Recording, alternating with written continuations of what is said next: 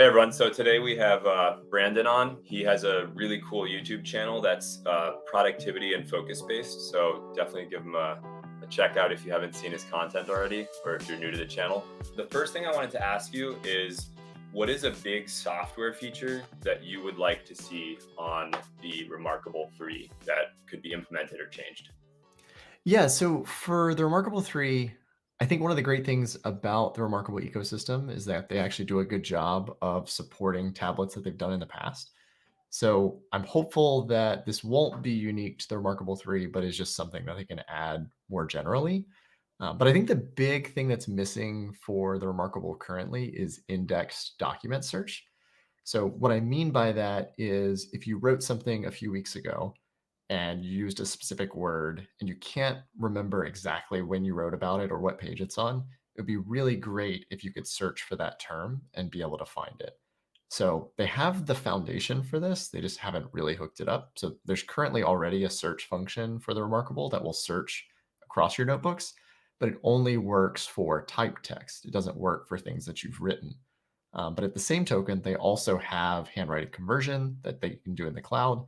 They just need to bring that locally to the device, even if it's a low tech version, so that you can find those notes, but not necessarily be for export for some finished document. It's really just about finding things more quickly and knowing whether you wrote about something at all and be able to get to it. So, for instance, the Supernote already does this with what they call a text based document. And so I think reMarkable is actually a little bit behind here. They just need to implement this, and I think they're just a little behind because they've done handwriting in the cloud for quality reasons. I think they just need to bring a lower tech version of that on the device itself. That's right. Kit actually showed me on our discussion a couple weeks ago that the Supernote has the OCR conversion, but it does it also in the background, right? So you Mhm. don't actually have to do it live. It's just kind of constantly doing it. Exactly, exactly. And I think the constant piece is not exactly required, but uh, it just needs to do it asynchronously. So it doesn't need to be instantly processing it as I write. But I think when I think about this, I think about doing it on page turn. So either on page turn or on document close, you can do those things in the background. And then the user will have the benefits of it without having to think about it. Because if you have to remember to go convert these things, it's just not going to work. It's just too much overhead for the user. And it kind of falls counter to how reMarkable wants to operate.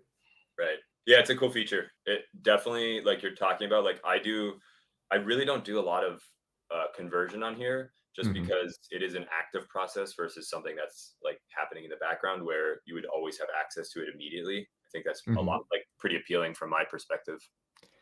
Yeah, and I mean, I work around this a little bit by keeping temporal based notebooks. So I, for the most part, stick to one notebook and it follows time. And so I can scrub back, and as long as I remember approximately when I did it, it would be fine. But the further and further you go back, the harder it is to find. And sometimes you begin to question whether you wrote about it to begin with. It's like I think I wrote about that thing, but I'm not really sure. And the further you go into the past, the harder that gets to remember. Right, right, right. Yeah, good points. So the next kind of question that I want to talk to you about is there some form of a future accessory that you think, they released the Typefolio recently. Is Mhm. there something else that you could see that reMarkable would offer that would either be, I don't know, Pogo pin integration, something related to markers, or some kind of actual thing that you would like to see? Yeah, I think simplicity is key here. I mean, I think the Typefolio is really interesting. I think it's best of breed, but I would go simpler, which is I think there's room for a pro pen. I still think there's plenty of room for improvement in the tool switching experience on the reMarkable. So, for example, if I want to highlight something while writing, my current workflow is to open the toolbar because I can't leave the toolbar open routinely, or I'll tap that X in the upper left hand corner and just it's incredibly Especially as a frustrating. lefty, right? Oh, yeah, it's constant. Like, cause I curl up a little bit, and Yeah. so I'm constantly hitting it. So I have to open the toolbar. I have to tap on my current tool. That'll open the tool menu. I have to grab the tool I want, make the edit, and then do all of those steps in reverse to go back to what I was doing. So there's precedent here. There are already plenty of Wacom styluses that exist that have side buttons. And so I think a Pro pen that would let you program what that button does, and one of those options being to be able to switch between two tools with the press of a button or hold to toggle. I think reMarkable takes a lot of design cues from Apple. And so they err on the side of as little configuration as possible. But I think with Apple bringing the action button to the side of the iPhone 15 Pro, I think reMarkable can finally do this and it not feel foreign to how they typically operate. Yeah, that's a great point. So I know you just got the 15 Pro. Do you use the action button for certain things specifically? Like I know you can use it as like a camera shutter and like certain other things. Is there something in particular you use it for? So I actually was using the accessibility shortcuts before. So the iPhone for a long time has had the ability to double tap or to triple tap on the back of the phone to act as a Right. shortcut for something. And so this just brings that as like a more full-fledged feature. So for me specifically, I use it to open my to-do list and do a create task. So something I commonly need to do is to be able to jot down a task quickly, and I don't use the Apple built-in reminder system. And so to be able to open my to-do list of choice and start a task and just be able to enter that and then hit close and it be done. Okay. Gotcha. That's pretty fascinating. Yeah, I think that's a great idea because, if you had some sort of pro feature on the pen that had a little, like I have in my phone, I have the note, um, Mhm, mhm, the pen, right? And that has a little button on it, which, when I'm drawing, it actually works as an eraser, but you can do other things in other settings and contexts. But having something like that on this, where you could program it, or have it, like you said, toggle between two things, or you could mhm. do like one press, two presses, like three presses, long press, like stuff like that could add a lot of functionality to things that you are using on a day-to-day basis in the reMarkable that you want to have quick access to, something like that. So that's a great point, Brandon. Yeah, I mean, totally. Back when reMarkable was on version 2, there was this hack for it called the DDB hack, and it added a bunch of usability improvements to the reMarkable. And one of those improvements was in the top right-hand corner, you could swipe from the top, and it would switch you between your last two tools. And so I used to use that constantly, where I would be writing with my pen, I would swipe in the upper right-hand corner, highlight, and then swipe to go back to writing normally, Right. and I never had to go into the tools. I could just go right back to what I was thinking. And with the reMarkable 3 software, DDBK hacks are no longer a thing. And so that's probably the one key feature that I miss from that. They closed off the access, like, kind of loophole that was there or something. I don't know that they closed it off. I just think they changed so much about the software and they added a lot more gestures natively to the reMarkable that trying to translate what DDBK was doing to the 3.0 software was just a huge taking. I gotcha. And I think so much of the source code had changed that it would just be a huge endeavor to upgrade it.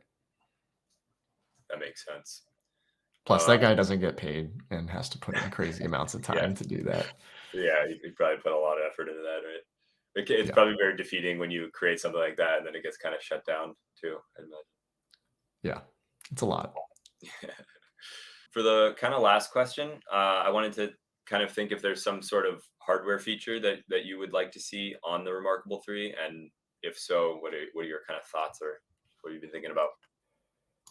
Yeah, so I am a minimalist in this regard. And I'm going to go with I just want a 300 pixel per inch screen. I don't want color. I don't think the reMarkable needs that. I just want the increased display resolution. So we already have this on the Kindle Scribe. The challenge is that the Kindle Scribe doesn't do a lot of the things that the reMarkable does well. And so I think once Amazon's exclusivity on that e-ink panel goes away, then I think we'll see a lot of devices move to that 300 pixels per inch, the reMarkable included. So that's the key thing for me. Like we don't need to complicate it. I just want the core experience to be as good as it can possibly be. I think that's what makes the reMarkable strong. I think that's what differentiates them in this space. And so it'd be great to see them get a paper-like screen. Yeah, I had a little bit of that discussion with Kit the other day because I basically questioned to him. I was like, "Do you think that color goes against the ethos of reMarkable?" Because like I like to draw and stuff. I Mhm. personally I mostly just draw like black and white. So for me, it's like fine. Mhm. We did talk about having a drawing app, which would be something like I don't know if you ever use like Sketchbook or anything, but like Mhm. you're talking about with the button, Mhm. it's kind of nice between changing within tools because they have this little palette you can move, so you can like have Mhm. it like right next to your sketch, and when you're sketching, you can just quickly go like between opacity, colors, tools right there, and it just makes it more like a seamless kind of transition. But so I was talking about that to Kit because I was like, well, reMarkable, like they're kind of focused on focus. So it's like, does Mhm. color like kind of go against that, or what? Yeah, what are your thoughts on that?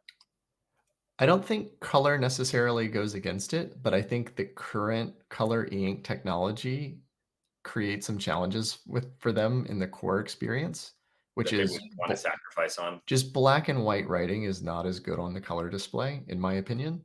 Hmm. And you can actually see the color pixel grid, Right. and so that takes away a bit from that pen and paper feeling in a way that I don't think reMarkable will do it, at least not with the current technology. But I don't think they would avoid it as a fundamental. Like down the road, maybe.